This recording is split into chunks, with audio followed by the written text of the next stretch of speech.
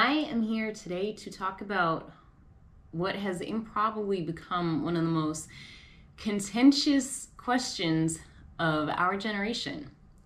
And that question is, what is a woman? Kat Grant is a writer for the Freedom from Religion Foundation. Kat goes by they, them. I hope I will respect that and remember to refer to them that way in this video. Grant received a degree in political science and wrote an essay which was published in November 2024 entitled What is a Woman?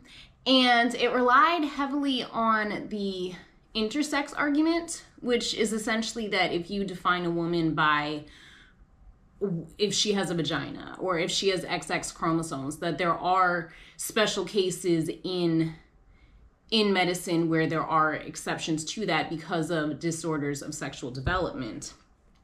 And then Grant jumps to what I think is an illogical jump in saying that because there are these exceptions, the most valid way to define a woman is to say a woman is whatever she says she is. And another writer at the Freedom from Religion Foundation, this was a biologist named Jerry A. Coyne, disagreed and penned a response to Grant entitled Biology is Not Bigotry. And basically, just talked about the science of gametes and sexual differentiation and chromosomes and about how feelings do not create reality, and that saying that a woman is whatever she feels she is not the proper way to define a woman. And the Freedom from Religion Foundation initially published this response and then decided to remove it. And they did post an explanation on their website. And if you read the explanation, they actually, there's no disagreement in terms of the science cited, the research cited, the logic used, none of that. What it simply says is that the essay that Coyne wrote does not reflect their values and they regret if anyone was offended by it. Now, luckily, this essay was republished elsewhere, so I was able to read it in its entirety. I'll provide the link to you guys so that you can as well. I don't think it was particularly offensive, but honestly, even if it was offensive, the Freedom from Religion Foundation couldn't dispute it, or at least they decided not to. And I just thought this was a really interesting example of the right and wrong way to disagree with someone, because this all stemmed from an initial essay that someone disagreed with. And so he used direct quotes in the essay to say, this is what Grant said. This is why I disagree with it. And then the response to Coyne's essay was for the website to take it down, not actually quote any of the quotes and respond to it with why it's offensive, why it does not reflect their values, why it is inappropriate to post on their website, any of it. So I think it's reflecting, first of all, the right and wrong way to disagree, and also just illustrating basically, like, how are you supposed to read about issues and make an informed decision if you're reading an initial article, but you don't have access to a dissenting opinion?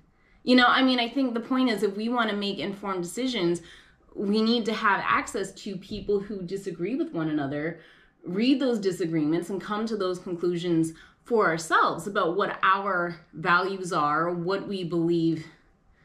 I don't even want to say what we believe the truth is, because it's so depressing that we're at that point, but we can't make our own decisions when we're only being given one certain perspective. And I want to say, like, honestly, this was not surprising. I don't think anybody watching this video is really going to be surprised that if you express an opinion indicating that there is a concrete definition of a woman that excludes people who were not born women but feel like women, that would be considered offensive and taken down. what I did find surprising and honestly quite encouraging was that taking down this essay was not popular with everyone at the Freedom from Religion Foundation. And there were some resignations as a result of this. The writer of it, Jerry A. Coyne, he resigned from the Freedom from Religion Foundation. And what's incredible is some of the most well-known names in science joined him in stepping down. The honorary president of the Freedom from Religion Foundation, Steven Pinker, he stepped down. And Richard Dawkins, who was on the board, he also stepped down, saying this is not the way to do things. So I guess sort of like a mixed message here. I've been highlighting just examples of cancel culture and people being shut down for having popular opinions, but the fact that now, this happened just recently, like a month ago, and the fact that we are starting to see more people speaking up and saying, hey, this is not right, is pretty cool.